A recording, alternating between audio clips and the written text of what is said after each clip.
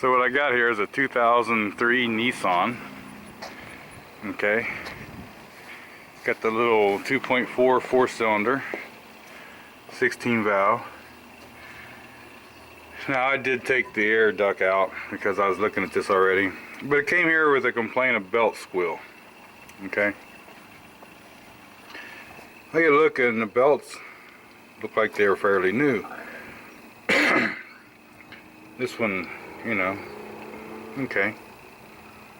There's 3 belts on this thing. Now, another thing we notice is this. Okay, so now you don't want a good connection, because that can play havoc with things electrically. So let's go underneath and look. Okay, I know it's a little dark down here, but I mean, all these belts look fairly good shape. A little shiny maybe. Feels fairly tight. Now this is the air conditioning belt here. Here's one thing I did notice though, the idler pulley, even with belt tension on it. Wait till that car goes by and you'll probably be able to hear this. Okay. Here's the alternator belt. Alternator pulley right up here. I don't know. It's probably kind of dark. Okay. Now they do have pretty good tensioning systems, but you can't get them too tight. They have these bolts here. And basically what you do is you loosen the nut right here on the front of this idler, and then you can crank this bolt in and it pulls it down, puts tension on the belt. One thing I did notice, if I try to spin with this or the air conditioning thing or whatever, the belt, anything I do, the crankshaft moves. See there? Actually right there, this is going to be an interesting fact. I guess maybe not a fact. Let's put an interesting observation. Let me go just a little farther. Okay, there's a part number right here somewhere. 257355. Now that's a belt from Napa. I actually went in and looked it up, and that is the belt calling for this truck. Okay, but if I grab a hold of the alternator and I try to spin the belt with it, well, it's gonna make a liar out of me now that I moved it.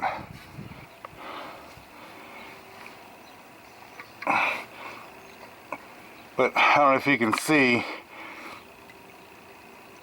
the belt slipping and the crankshaft ain't moving.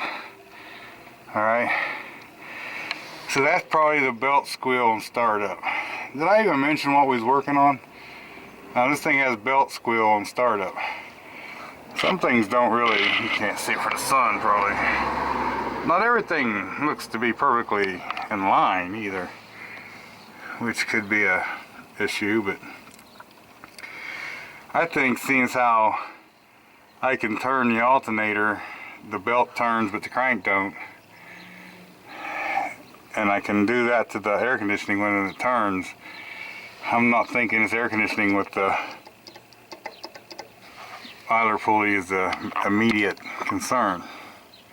Let's go back up on top. Now that we're up here on top, now this is one for the power steering. Like I say, it's not excessively loose, but it's not super tight either. You can kind of see here where you loosen the nut, and then you just attach that bolt and it pulls that pulley up. Now this one again, I can turn the belt, and every time I turn the belt the crank moves. And the reason I took this air duct out of here, because I was going to tighten up the alternator belt, thinking, well, you know, they're all new and maybe you just need a little adjustment. So if you look right down in here, here's the adjustment, but there's a slot there, and if you notice how close this is, this pin that goes through here which would be the same as this bolt going through here, has traveled to the end of its slot. There is no more adjustment. If you try to tighten this up, you're just on a bend or break or whatever, okay? And that's telling me that for some reason I don't have enough adjustment. Another thing, this bolt right here, I should have said this before. This bolt right here you got to loosen, and that's what lets you adjust the slide on that slide. It kind of does the same purpose as this center. Holds the pulley, but it locks this together. So what I've done after I found out that this is completely out of adjustment, what I done, I went in and I got looked on the internet, the local parts stores, and I noticed that every parts store calls for a different belt for this truck than Napa does. Napa's belt is 36.16, I believe, or 0.18, something like that. But anyway, just a little over 36 inches total length. Where everybody else calls for a 35.5 inch belt, which would be about enough for me some adjustment and stuff like that. So I guess what I'm going to do is I'm going to take the belt off, and I'm going to spin all the pulleys and the alternator, make sure everything is nice and free. There's no problems there. Then I think we'll go get the other belt and just see if that is different. Now we are going to address this. I also seen there was an amp in the car. So with stuff like that and the amp and all, you know, might be putting more load on that alternator and making it hard to turn. But to me, that belt is the wrong belt. Even though it's the right numbers, and that's what the parts store calls for, it's longer than the other ones listed for this than the other parts stores. So we're going to go with the belt first off. Okay, so this belt's on the outside, the power steering belt. It's going to have to come off. So we're going to take a 14 millimeter here. And we're going to get these loosened up. Which wasn't even tight, really. I mean, you don't have to have them super tight, but... And here's a 13 is what this one is. And I'm going to just loosen this up, just like you would a bolt, and then it'll loosen this pulley up. And then I'll take this belt right off. Okay, I'll come back to you when we start on the alternator one. Another thing, maybe it's just me, if you notice when that belt was on there, the writing was backwards, okay? Now you can go by that, but you can't always see the writing on all belts really well. So what I do is make an arrow, and my points always go to the front. Right down there you can see I made one on the belt where even though I'm replacing it, it's just a thing I do. Usually whenever I put belts on,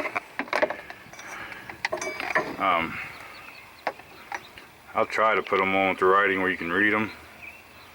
I guess it really doesn't make no difference, but anyway, see with that.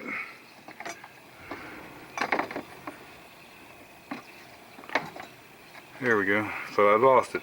With that V, see it's pointing to the back now, so I'd know that was the wrong way. Now when you get these belts off, you want to spin these idlers and see if there's any noises.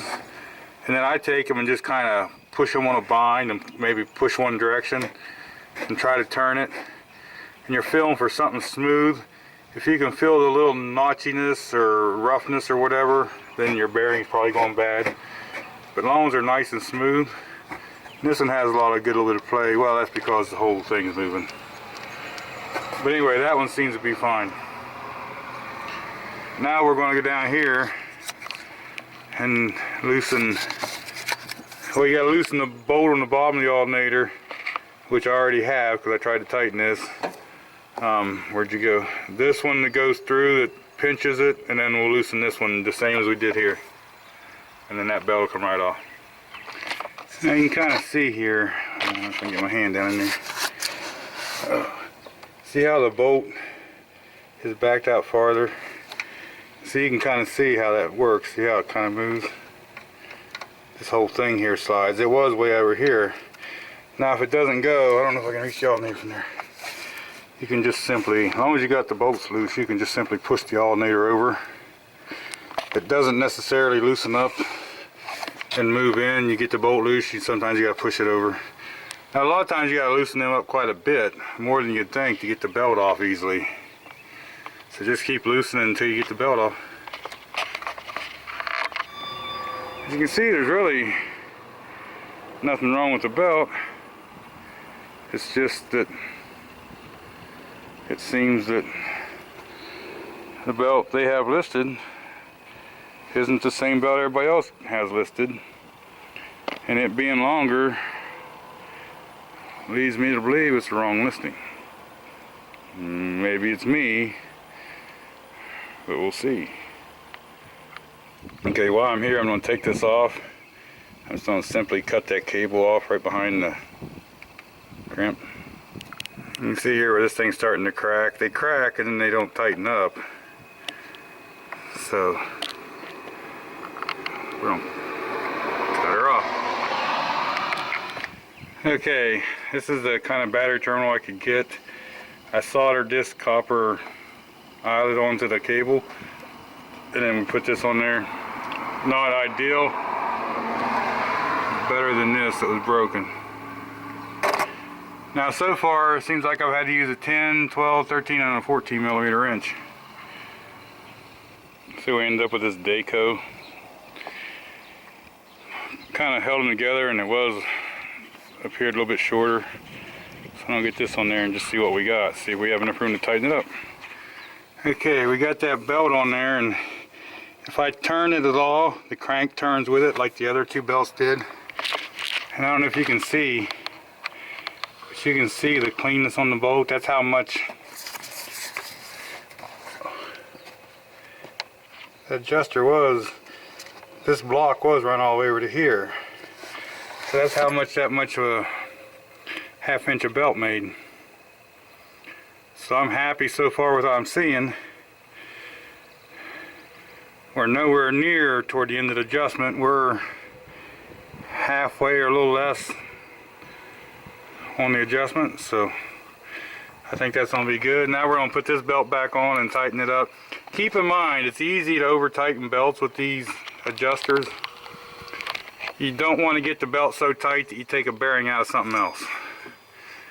So to me, I'd rather put the belts on where I think, start it up and run it a little bit, and then check them again. They make a belt tensioner guide and stuff like that if you want to. That kind of tells you the belt deflection and all, but we're just going to put these on there and tighten them up. Okay, now this thing always squealed every time you started it after it set for just a little bit, so let's see what happened. It's been setting since yesterday.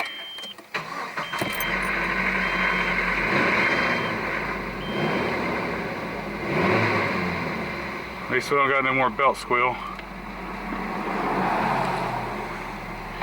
Go here and just look at everything.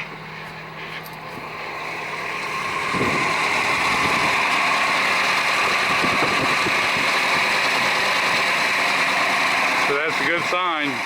Like I say before, every time you start this up, it would squeal for a little bit. I don't know why I didn't videotape that. I didn't think about it until I was already into this. But anyway, the problem was the right belt was the wrong belt.